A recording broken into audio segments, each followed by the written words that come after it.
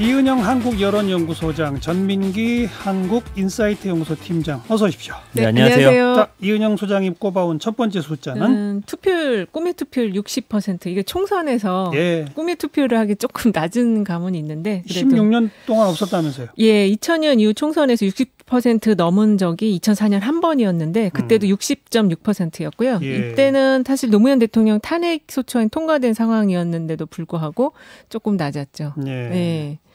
근데 그래도 이때는 진보층이 결집을 했었기 때문에 역대 총선 투표율로 보면은 그래도 가장 높았던 때였고, 2008년이 46.1%로 제일 최악의. 46? 와, 절반도 안 됐어요? 예, 이때는 그랬었습니다. 이때는 진보층이 거의 투표 포기하는 현상, 대선을 진 직후에 총선이 있어서. 대체로 그 흐름을 보면 대선은 한 투표율이 70%대를 유지하고요. 지방선거는 한 50%대 초반, 총선은 한 50%대 후반에서 60%대 초반, 요 정도 흐름의 투표율을 보이는 것 같습니다. 이번에는 그러면? 이번에는 지금 지난번에 선관위 조사 결과를 보더라도 투표율이 높은 상황이고 사전 투표율도 상당히 지금 높았기 때문에 저 개인적으로는 한 60% 중반대 정도 되지 않을까 그렇게 생각을 하고 있고요. 사실 이 투표율을 끌어올리는 가장 중요한 거는 정치 효능감이거든요. 유권자들의 정치 효능감인데. 정치 효능감? 효능감. 예, 내가 참여를 통해서 정치나 이런 것들을 바꿀 수 있다라는 그런 인식인데. 뭔가 변화를 줄 수 있다. 네, 나의 참여를 통해서. 이번에 그런 그 정치 효능감이 지난 2017년 대선 이후에 이 효능감이 상당히 지금 높아진 상황이거든요. 그래서 이번에 좀 사전투표를 보니까 높을 것 같습니다. 사전투표율 지역별로는 어디가 제일 높았어요? 지역별로는 전남이 가장 높았고요. 그다음에 호남권이 늘 이제 전체적인 선거 그 사전 투표를 다 비교해 봤을 때도 늘 전남이 항상 1위였었고 이번에 35.8%였고요. 그다음에 전북이 34.7%, 세종이 32.4%였습니다. 그리고 좀 하위권으로 들어가는 곳이 지역적으로 보면 경기 지역, 대구 지역, 인천 지역으로 좀 나타났고요. 특히 또 사전투표 특징 하나를 보면 군 단위에서 굉장히 높은 투표율을 보였다는 것인데요. 이게 충청권의 그 박수현 후보랑 정진석 후보가 지금 경합하고 있는 그 공주 부여 청양 지역도 청양군이 34.6%, 부여군이 31.7%로 30%를 기록했고요. 시보다 군 쪽이 더 높게 나타났어요. 그 충남 보령 서천도 서천군이 33.8% 나타났고요. 그 보은 옥천 영동 같은 경우도 보은군이 36.7%로 이건 어떻게 해석해요? 그러니까 제가 볼 때 이번에 투표 그 기간이 늘어나면서 어르신들이 코로나에 대한 그 민감증 때문에 좀 빨리 가서 투표하죠. 그리고 지금 지역에서 본투표 날 가면 사람이 더 붐빌까 봐 그렇죠. 미리 가는 게 안전할 수 있다. 그렇죠. 그리고 주말이 껴있었기 때문에 자제분들이 부모님 모시고 같이 좀 한가하니까 그렇게 갔었던 걸로 보여집니다. 연령별로는 어땠죠? 연령별 자료는 지금 나오지가 않아가지고. 근데 이제 대체로 투표소 갔던 사람들 얘기 들어보면 젊은 층도 많이 나왔고 어르신들도 많이 나왔고. 그래서 큰 차이가 없다? 네. 선관위 투표 결과로 좀 비슷한 흐름을 보였던 것 같아요. 꼭 투표하겠다 숫자가 지난번에 73? 네, 72.7이었죠. 그보다 또 더 높은 게 있다면서요? 꼭 투표층에서 반드시 투표 의향층 중에서 반드시 투표할 것이라는 게 79.0%고요. 그러니까 73% 나오다가 그 다음 조사에서는 79%까지 또 올라간 거예요? 이거는 꼭 투표층을 대상으로 한 자료고요. 연령대별로 보면은 대체로 1차, 2차 이제 두 번을 했거든요. 두 번 했는데 20대가 7.6%포인트로 상당히 투표 의향이 1차보다 2차 때 더 높아졌고, 근데 또 70대 이상은 더 높아요. 8.4%포인트로 1차 때보다 2차 때 더 높아져서 이 연령대들이 투표를 좀 많이 할 걸로 지금 예상이 되고 있습니다. 그러니까 다시 정리하면 1차 조사는 73%가 꼭 하겠다. 2차 조사 때는 79%가 꼭 하겠다. 야, 이거는 과거에 비하면 굉장히 높아진 거죠. 상당히 높아진 거죠. 이게 거의 대선에서의 투표율과 같은 흐름이어서요. 우리 이 소장이 60%대 중반 얘기했는데 그걸 넘길 수도 있을지 모르겠네요. 꼭 그랬으면 좋겠어요. 우리 빅데이터 상에서도 사전투표 많이 언급하죠. 와, 관심이 엄청 높더라고요. 28만 8천 건 언급됐으니까 지지난주에 이제 총선 관련해서 한 16만 건이었잖아요. 그거 넘어섰고. 그런데 그냥 사전투표만 갖고 28만? 그렇죠. 이제 지난주에 이제 사실 총선이 한 60만 건 되면서 그때 관심이 확 붙었는데 사전투표는 지금 뭐 28만 8천 건 거의 한 2, 3일 만에 이건 나온 수치라고 보셔야 되거든요. 관심이 높아요. 그래서 그렇지만 이제 어떤 어떤 후보에게 뭐 지지라든지 이런 거보다는 그 투표 현장에 대한 스케치가 좀 많았습니다. 연관 검색어는 뭐예요? 장갑이 1등이었어요. 그리고 이제 뭐 투표 인증해가지고 요즘에는 SNS에 젊은 층들이 여기 톤에다 도장 찍어서 올리는 게 또 약간 유행처럼 올라오고 있거든요. 그러다 보니까 뭐 손등이나 손 이런 키워드도 많았고 아침이라는 키워드가 많더라고요. 그러니까 아침에 좀 많이 아침 하시고 일찍 가서 예. 줄 안 서고 네, 그러고 나서 이제 어디 뭐 여행을 가든지 뭐 어디 가시는 약간 이런 분위기. 그다음에 그 용지에 관한 이야기가 좀 많았는데 저도 사전 투표하면서 뭐 예상은 했지만 생각보다 긴 투표 용지에 좀 당황을 했고 어디 찍을지도 생각을 하고 갔는데도 또 한참을 좀 지켜봤던 그런 상황이었거든요. 그런 이야기들 좀 많이 나오고 있고 긍정 부정은 어땠어요? 56.7 대 21.7이에요. 그래서 뭐 긍정이 압도적이네요. 네, 뭐 좋다, 가벼운 마음, 독려하다, 자부심, 적극적. 그러니까 이 투표하는 마음 자체가 굉장히 적극적이면서 내가 이거 한 거에 대한 어떤 한 표 행사에 대한 자부심을 좀 갖고 계셨고 부정이 보면은 당황, 분비다. 생각보다 사람이 많다. 당황한 그거죠. 모양새로 좀 투표 용지가 48.1cm예요. 투표 용지만 따로 검색한 사람도 많죠. 네, 2만 1,000건 정도 언급이 되는데요.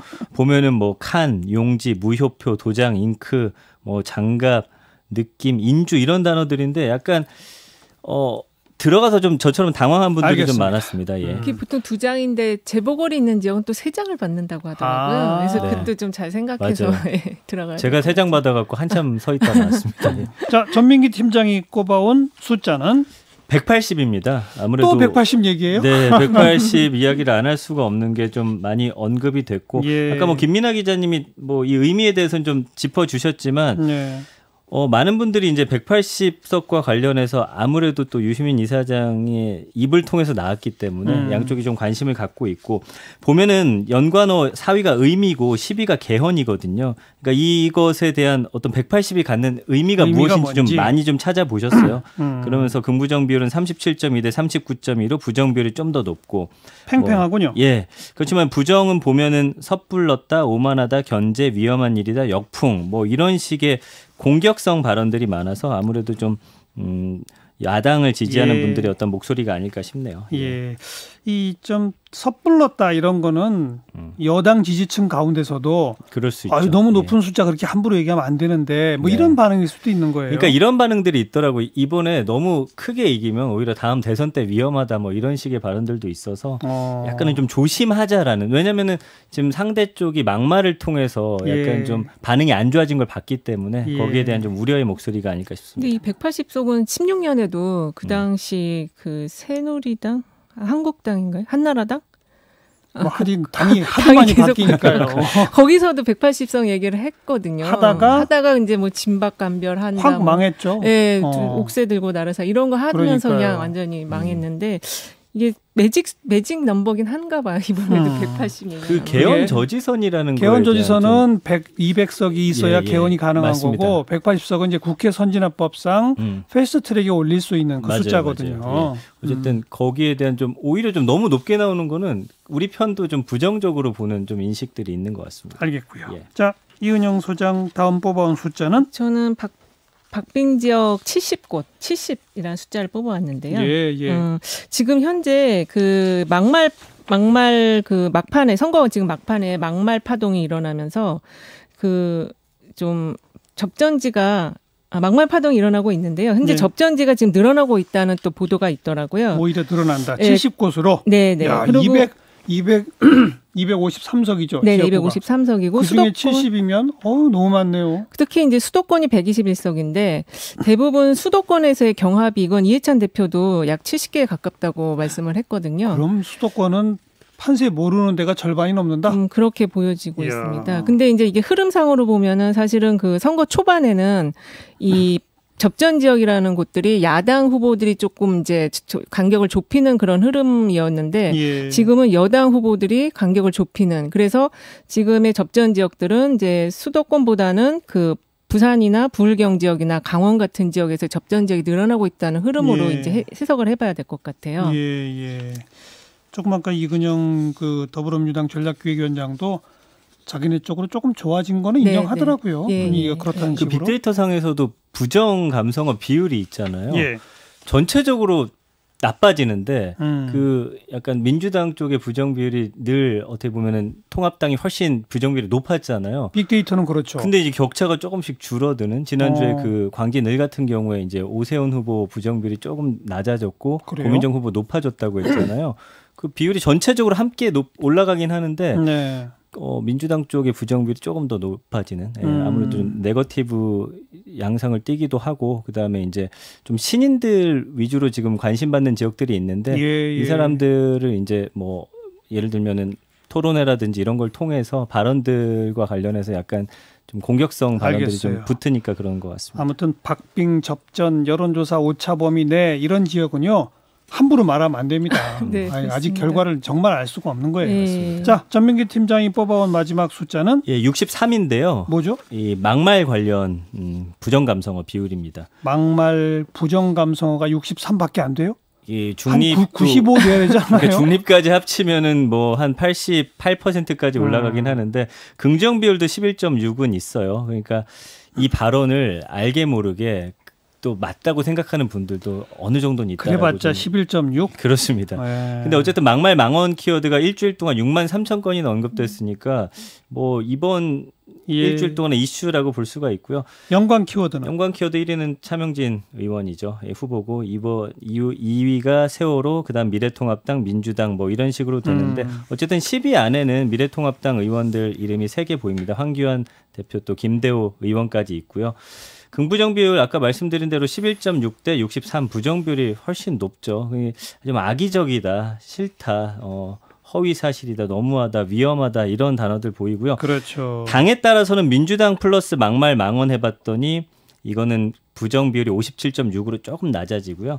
통합당 플러스 막말 망언 하면은 한 75.3%로 부정 비율이 높아지거든요. 네. 어쨌든 민주당도 최근에 이제 이 부정 감성을 보면은 뭐 막장 비하 이래가지고 민주당 쪽도 막말 논란이 여러 건 터졌으니까 그런 것과 관련해서는 좀 언급량을 부정비율 확 끌어올리는 그런 모양새입니다. 항상 선거 막판에는 이런 막말 내지 마타도 이런 것들 나오는데 영향은 어느 정도 미쳐요? 이게 그 사안에 따라 발언 수위에 따라 상당히 크게 미치는 경우도 있고요. 사실 정동영 후보 예전에 말했을 때 노인 폄하 발언은 엄청 크게 미쳤고요. 이게 사실은 중도 성향이나 중간층한테 이런 막말이나 네거티브를 통해서 정치 혐오감을 불러일으켜서 이제 무당파충으로 빠지게 하거나 기권하게 만드는 전략인데 지금은 네거티브, 그러니까 상대방에게 직접적으로 하는 네거티브보다는 본인이 스스로 막말을 해서 주목도를 높이는 그런 전략을 쓰는 것 같은데 그게 잘못하면은 거기 자해 전략 수준으로까지 갈 수가 있어서 사실 차명진 후보가 굉장히 큰 것 같아요 지금. 근데 이거 지도부가 이걸 어떻게 제어를 못하니까 꼬리 자르긴 했지만은 여전히 이분이 계속 막말을 하고 계시잖아요. 그래서 이 부분 때문에 사실은 30, 40대 젊은 세대들이 좀 특히 이제 좀 진보적이고 개혁적인 성향들이 더 투표장으로 많이 나오지 않을까 그렇게 좀 보여집니다. 그러니까 반대하기 위해서라도 투표장에 사람들을 동원시키는. 그럼 완전히 이 차명진 후보는 저 더불어민주당 선거운동원이 거의 돼버린. 엑스맨처럼 지금 하고 있는데 본인이 그걸 잘 모르는 것 같아요.